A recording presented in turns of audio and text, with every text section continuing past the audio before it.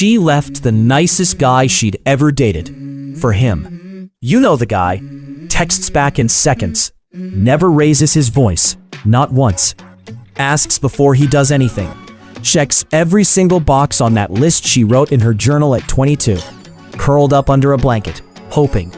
And she still left. Not for a bad boy. Not for someone richer or better looking.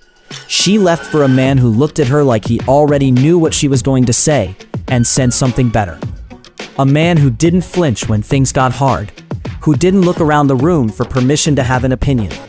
She couldn't explain it, so she called it chemistry. Called it a spark. Told her friends she just felt safe with him. But here's what nobody is saying out loud. Safe isn't the same as soft. We've been having the wrong conversation about dominance, about respect, and it is quietly, steadily, destroying men who are genuinely, when most people say respectful man, what they're really describing is a man who has deleted himself, who shrinks to avoid conflict, who turns every decision into a group project because he's too afraid to own one, who is so desperate not to be too much that he becomes nothing at all. That's not respect. That's a man so terrified of disapproval that he abandoned his own spine and called it kindness. And when they say dominant man, they're not picturing a caveman. They're picturing a man who knows where he's going, who can plant his feet when the wind pushes back, who doesn't need the room's applause to believe in his own direction. One is a man who erased himself trying to be good. The other is a man who became good without erasing himself. That's the entire difference, and it is everything. Now let's go somewhere most people won't.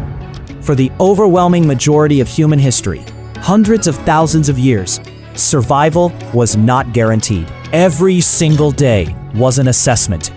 Can this person handle danger? Can they navigate chaos? Will they fold or will they hold? Attraction didn't develop in a world of safety and abundance.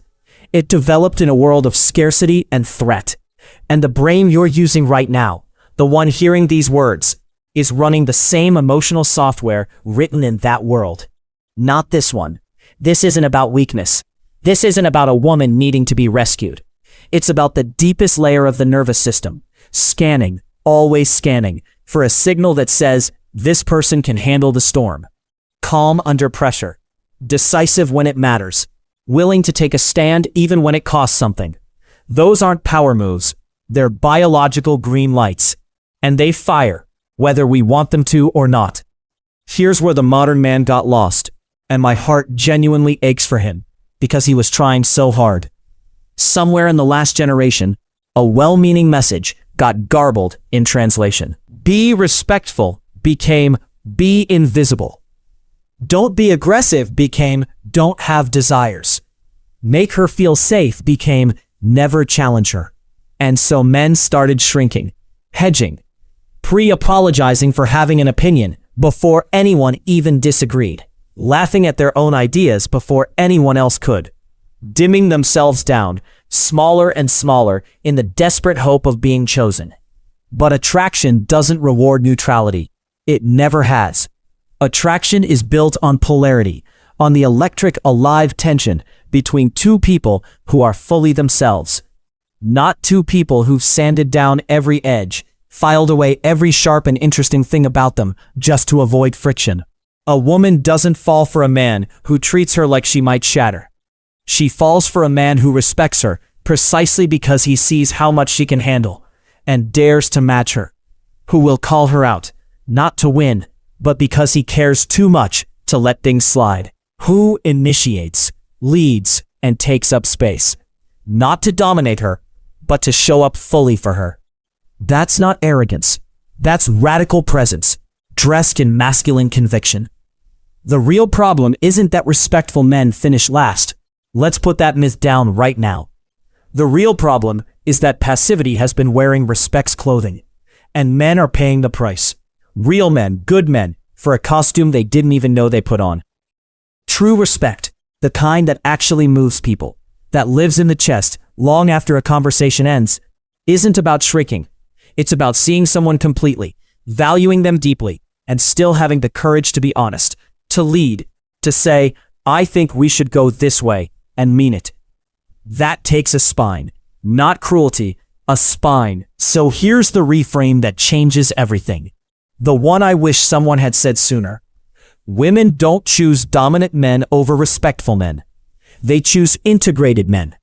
Men who've done the internal work, the quiet, unglamorous, often painful work.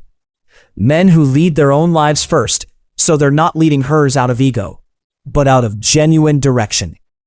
Men who are decisive because they're connected to something real inside themselves, not because they need to win. Men who respect her autonomy fiercely, and still have the courage to bring their full, unfiltered, unapologetic selves to the table. A man who is only dominant is a bully. A man who is only agreeable is a ghost.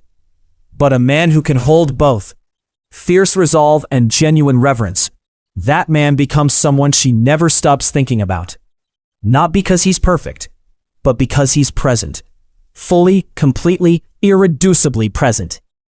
So the next time someone says women love dominant men, stop right there. What they're chasing isn't control.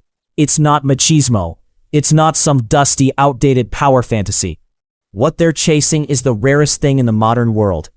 A man so grounded in who he is, so genuinely, quietly at peace with his own direction, that being near him feels like standing on solid ground when everything else is shaking. Not a man who controls her, a man who is in control of himself. That's the dominance nobody talks about. The kind that doesn't demand, it attracts. The kind built not from fear or ego, but from years of quietly, stubbornly, lovingly choosing who you want to be, even when no one was watching, especially when no one was watching.